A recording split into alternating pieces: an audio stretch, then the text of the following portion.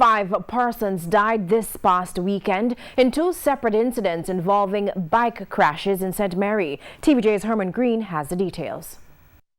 5 people are dead following separate motorbike crashes in St. Mary over the weekend. On Sunday morning, 3 persons lost their lives along the racecourse main road in Aracabessa.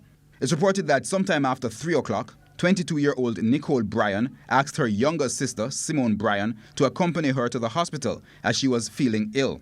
The sisters asked 36-year-old motorcyclist Rudolph Henry to transport them. All 3 were traveling on the same motorbike.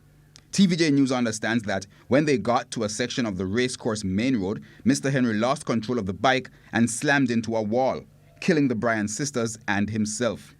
The girl's father says he is still in shock. All this morning, when I go, I drop them across the road. Trust me. Couldn't manage it. And my friend then take me. I'm buy one bottle of water give me.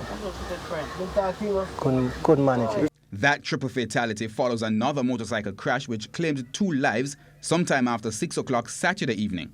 Carl Mosquito of Mile End in St. Anne was reportedly driving his motorbike along the Tower Isles main road in St. Mary when he lost control of the bike and slammed into a wall.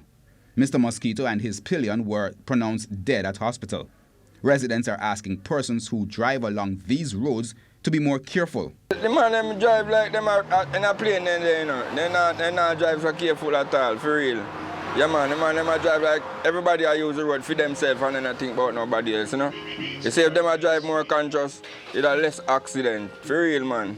Cause about 2 weeks ago, about 3 accidents on the same, around the same place too. We're on the same place. Where the bike? Yeah, where the bike crash. Herman Green, TVJ News.